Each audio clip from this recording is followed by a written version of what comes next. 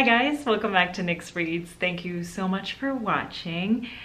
I'm sorry that it's been a while since I uploaded my last video. I unintentionally took a little break there. Work always gets out of hand this time of year. I want to film a video on my lunch break, but before I know it, it's like 7 p.m. and the sun has been down for what it feels like 4 hours. I just really didn't want to miss to talk to you about my October reads because I have some really good ones to show. Today we're leaning into the artificial lighting. I know that I look shiny and a bit odd, but I just really wanted to chat about books. In October, I read a total of 8 books. As usual, I'm gonna go from worst to best rating, and stay tuned until the end to find out how much money I saved by using my library card. The first book I want to talk about is actually unrated because it's a collection of literary cartoons. It's called Revenge of the Librarians by Tom Gauld.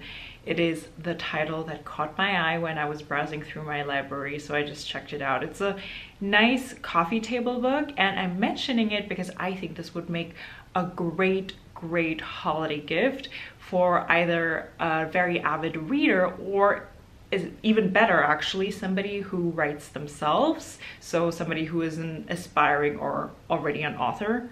Every page is a new and inventive little comic strip that has either to do with reading or with the publishing industry. I would say more so with the publishing industry. That's what I'm saying. If you know somebody who works in that industry or is trying to write something, then I think this is honestly a really great gift. The next 2 books I'm mentioning are both going towards my classics challenge. So the first book I listened to is The Adventures of Tom Sawyer by Mark Twain. Somebody did lend me a physical copy, but reading through the first pages, I noticed I think it's better for me if I just listen to it, which was fun and a challenge at the same time, the audiobook, because the narrator, and I looked at 2 different audiobooks, they both spoke with what I think would be an authentic Southern accent, so with that drawl to it. I had to listen to it at a slower speed than usual because I couldn't always understand everything. It was very emphasized. I gave this a solid 3 out of 5 stars. I didn't read it as a child, so I think that's why that emotional component of this having some kind of core memory to it is missing for me.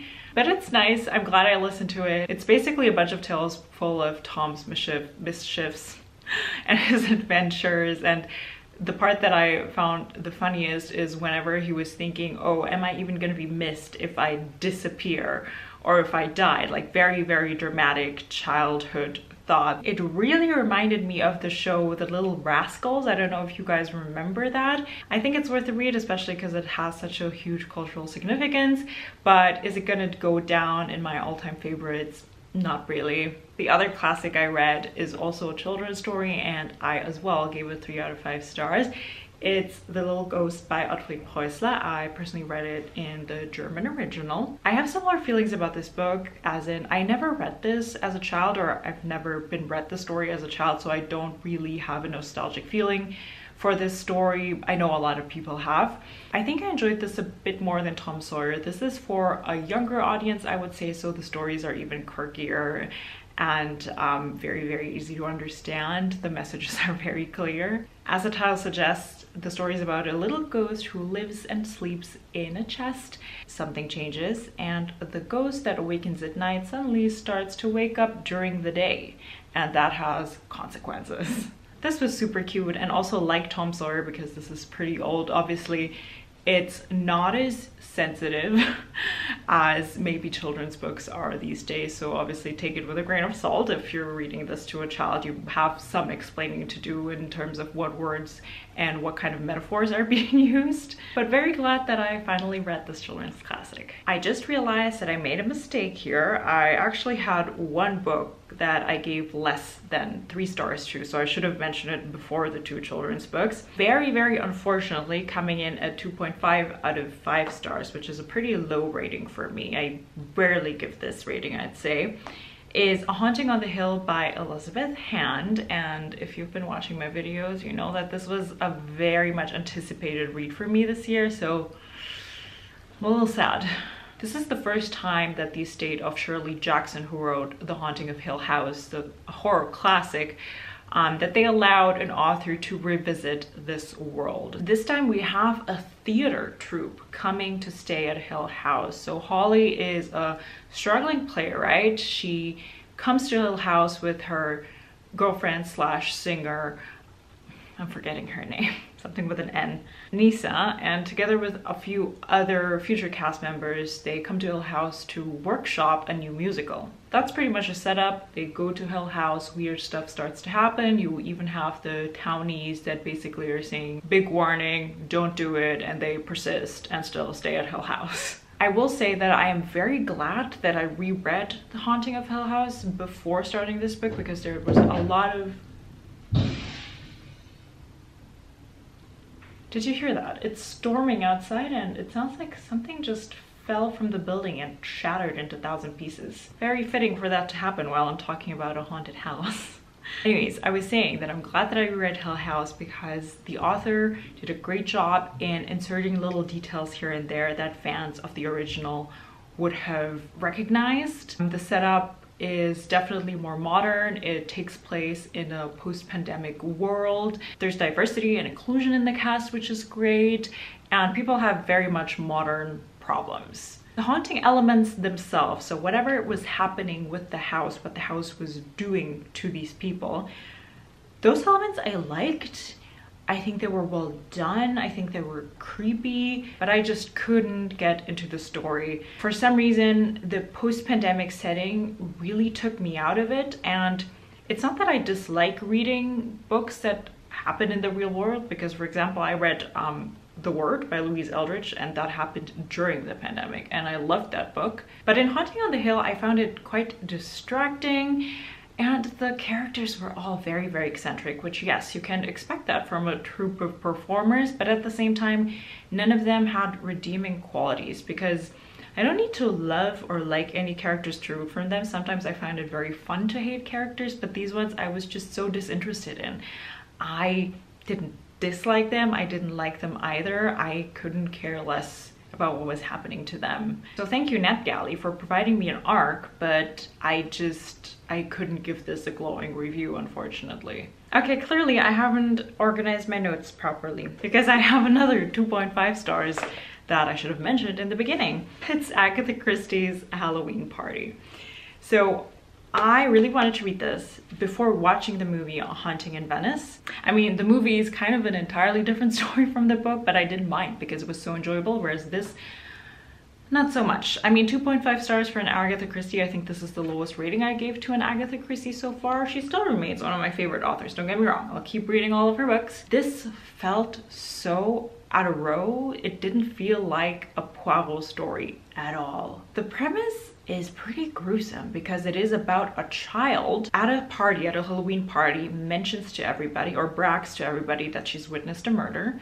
And then shortly after, she's found drowned in an apple bobbing tub. I will preface this by saying that this is one of the later Poirot books, and we're at a point of the Belgian detective's life where he technically wants to retire. He's not his old self, and I think that could maybe explain why this book feels very different from the ones I've read previously, where he's a little bit more motivated and his old self. One thing I noticed that was so odd in this book, there's so much mention of characters talking about the good old days when there wasn't as much drug abuse and disturbed mentalities, and people were still being put in asylums and not roaming freely in the streets because they're overfilled. There's a lot of talk about that. A lot of talk about criminals getting off, a lot of blaming mentally disturbed. Very odd. I'm now wondering if maybe at the time that this book was written, that was something that was a lot in the news. As I mentioned, Poirot is a bit different. He's extremely passive. It feels like he barely did investigating. Usually he's a bit more arrogant and knows exactly what questions to ask and takes in all the details. Barely anything of that happened. He was just kind of in the sidelines. We move on from the victim very quickly. There's not a lot of character study. There's not a lot of focus on the victim. Agatha Christie can be so great at character work, so that's why this one felt just very different from the other books. I, the more, enjoyed the movie A Haunting in Venice, even though it was quite different from this book. So this was unfortunately a miss. Okay, now I promise that we're getting into the good stuff. So with 4 stars, and I enjoyed this so much, is a great cozy fantasy. And these days, if anybody on booktube is talking about cozy fantasy, well, since last year, you know I'm talking about Legends and Lattes by Travis Baldree. Believe the hype. I know this book has been everywhere. Everybody's telling you if you want a cozy fantasy, read this. And you know what? Everybody is right. It's great.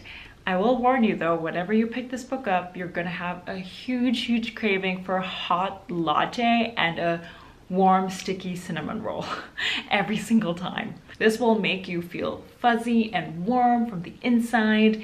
So this story is about Orc Viv, who wants to go into retirement and then opens a coffee shop in a town where nobody knows what coffee is. It's just heartwarming. It's great. I don't think I'm going to read the second book because I've heard from a lot of people it's not as good as the first one. But for sure, Legends and Lattes, if you are still contemplating, should I read this? Because everybody's reading this.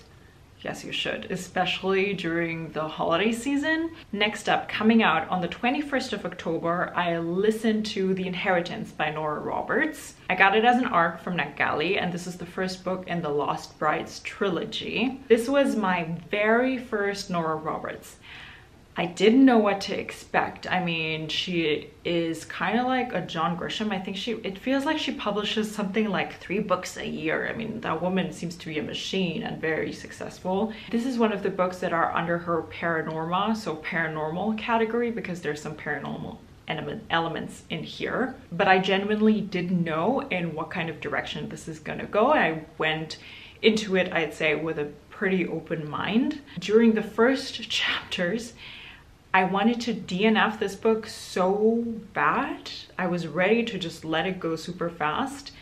I went from not wanting to finish it to loving this story. I ended up giving this 4 out of 5 stars. I was so positively surprised. What is this story about? This is about Sonia, who is in her late 20s. She's a very successful graphic designer and about to get married when she finds her, and this is not a spoiler, her fiance in bed with her cousin. And this is the part where I almost DNF'd it, because the part where it's so evident in the beginning that she's not really into her fiance, this is never gonna work out. It's over the top, cliche, 2000s rom-com, but in a bad way. I almost dropped this book because I thought maybe this is the side of campy that I don't enjoy. I'm glad that I kept listening because it turned around. So the main part of the story is that she suddenly becomes the heiress of this mansion. And it turns out that for generation after generation, since 1806, all the brides in this house, 1 per generation, have been killed. And there seems to be a curse surrounding this manor and this family. So Sonia moves into that haunted mansion and she basically has to rebuild her life. And that is honestly probably my favorite part, slowly putting her life back together and making herself a home. And we spend so much time with Sonia just living her life. It's so wonderful. We get all the bits and pieces about her job. I've heard reviewers say before that Nora Roberts is really good in crafting characters that are passionate about their jobs, that are really good at their jobs, and this is something that you get in this book. Also, we just see her cooking and going to dinners, hanging out with friends, hanging out with new people, playing with animals, that kind of vibe, you know? One might say it's very slow and boring, but to me in that moment it was just so cozy and perfect. I loved the female bonds in the story, the bond that she has with her mom, with her best friend, the new girlfriends that she makes. And I thought the way that Sonia and the people around her handled the hauntings was very interesting. I didn't expect it, but I'm not going to spoil anything, but I thought it was very fitting. I wasn't sure at first how this is going to be a trilogy because I thought, okay, you know, we're going to get all the answers, everything's going to be resolved by book 1, so what is book 2? But no, we're actually going to take our time. The book ended on a cliffhanger and now I really want to know what happens next, but I don't think there's even a release date yet out for the second book. So yeah, so consider me a fan. Special shout out to the narrator, Brittany Pressley. I liked her voice and her narration so much that I even looked up what other books she narrated because I was so sure I've heard it somewhere before. In the end, I didn't find it. I wasn't sure. Maybe somebody just sounded similar to her, but the narration is so good. And the last book, the one that I rated the highest with 4.5 stars out of 5, is Gox Yourself by Jessica Clare. This is a lighthearted romance with a bit of spice, and I loved this. I did not expect to binge read this and fall in love with this book so much. It was just so much fun. I enjoyed reading this so much. I had so many laugh out loud moments where I was just sitting on the couch reading and laughing at this book. I love the characters, it's bingeable, it's so heartwarming, the stakes are kind of low, and then the romance I thought worked really well for me. There's a pervy cat in here. So what happens is that Reggie Johnson answers a job ad in the newspaper. She thinks that she's gonna become an assistant for somebody who creates magic playing cards, but it turns out that she's applying to become a familiar to an actual witch. So that is something that she has to get used to. And then there is also Ben, who is the witch's nephew, and there's a bit of, well, not hate to love, but maybe skepticism to love kind of vibe. I couldn't help but just really find Reggie so endearing. There's a follow-up to this book. I already put it on my TBR. If you're in the market for a fun and witchy romance, then please pick this one up. It is so good. So that was all the books I read in October. Excuse the slight chaos in this video, but let me tell you how much money I saved by using my library card in the month of October. It came out to $151.72. If you're still watching and you want to let me know that you're still watching, then why don't you leave me a ghost emoji? And also don't forget to let me know what your favorite book was in October and if you're participating in Nonfiction November right now. Thank you so much for watching. Please feel free to subscribe to this channel if you like watching bookish videos, and especially if you're curious to see what my year-end favorites are going to be. And give this video a like if you enjoy watching wrap-ups, and I'll see you guys next time. Bye.